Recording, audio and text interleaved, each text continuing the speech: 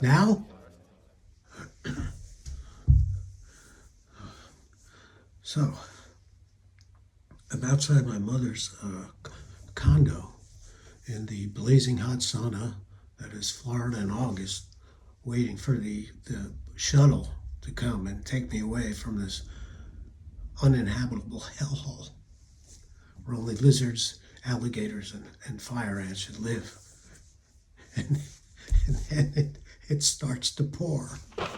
And I mean torrents of rain, a hard, stinging rain, a wind-whipped rain of biblical proportions, an end-of-days rain. So there I am, I'm soaking wet, with my drenched suitcase. I'm running for cover when the trumpets from my Sherwood Forest ringtone start to blare. Now, I'm sure that you've had days when everything goes wrong, am I right? But I'm telling you that this was creepy. This was like the universe itself was out to get me, conspiring against me to keep me from escaping from this God-forsaken inferno of despair. It's a little flowery, but you get the drift. Anyway, guess who's on the phone? It's the driver from the shuttle. He's lost. Of course he is, because it's so damn confusing down there. It's one of those adult retirement communities, and everybody from New Jersey who retired in the 70s moved down there. You got miles and miles of buildings that look exactly alike. If somebody gets sick or has a stroke or something, the ambulances can't even find them. It's like a giant senior citizen maze of death.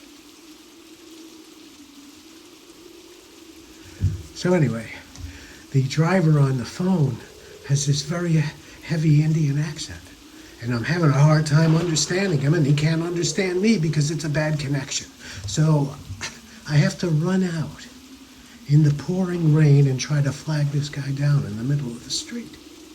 So there I am, soaking wet, in the worst downpour in the history of mankind, and I see this white limo coming toward me. Now, I'm expecting a shuttle van, but sometimes you get lucky, they send a limo instead. So I'm out there waving like a madman in the middle of the street. This guy flashes his lights at me, but then he drives right past me. Great. It's somebody else's limo. But then the guy hits the brakes.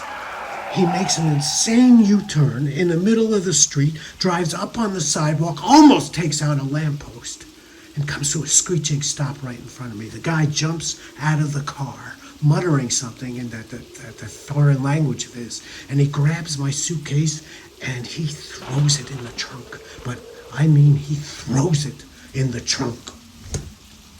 If I had anything fragile or valuable in there, forget about it. Then he mutters something else in this incomprehensible language of his that I can only interpret as, "Get in the car, you colossal pain in my ass." I'm telling you, the very second I got in that car, the rain stopped, the sun came out again. There's another passenger in the car with me, sitting in the back seat there. So I say hello to this very unhappy-looking woman with a very red nose who responds by sneezing violently into her mostly disintegrated Kleenex tissue. After directing the driver on how to get out of the maze of death, we're finally on our way. Now, disturbingly, on the seat between us are this woman's used, wet, and balled-up Kleenex tissues. I try to get my body as far away from her as I possibly can, pressing myself up against the passenger side window and trying somehow not to breathe the same air that she's already used. Fortunately, it's a short ride to the airport, but what should have been an easy 15-minute trip turns into yet another jagged piece of my Florida nightmare. We have a blowout on the highway. But the drivers was crazy. They were screeching and squealing, and I'm sure this this is it. This is where I buy my ticket. Death on the 95. Nothing left of me but a puddle of slag. But the driver somehow manages to get the car over the shoulder, and we come to this jolting, jarring stop.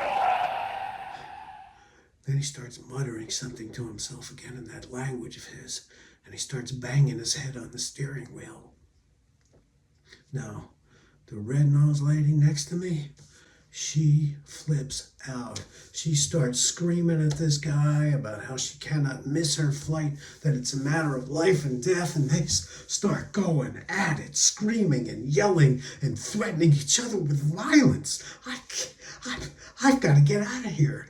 I can't take this anymore. So I open the car door into oncoming traffic. Horns are blaring. People are screaming. But somehow, I managed to get myself over to the side of the road with all my arms and my legs still attached. But then guess what happens? That's right. It starts to pour again.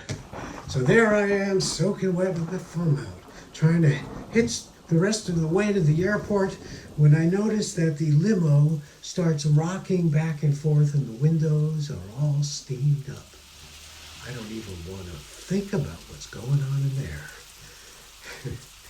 So, after about 40 minutes of this, I'm about ready to throw myself into traffic. But that's when I start thinking that I cannot be making these trips anymore. And that maybe I should help my mother to do what she wants to do. To die. I mean, the woman is miserable. She's been begging me for it, and I was just trying to be a good son. In a sense, she was killing me, so it was kind of like self-defense. Anyway, things didn't work out the way I planned it because I'm here and she's still in the world being miserable and bitching and moaning about everything. Anyway, I guess that's about it. Do you want me to wait in the other room while you decide things? Okay, well, thank you very much for your time. It's very generous. Oh, have a nice day.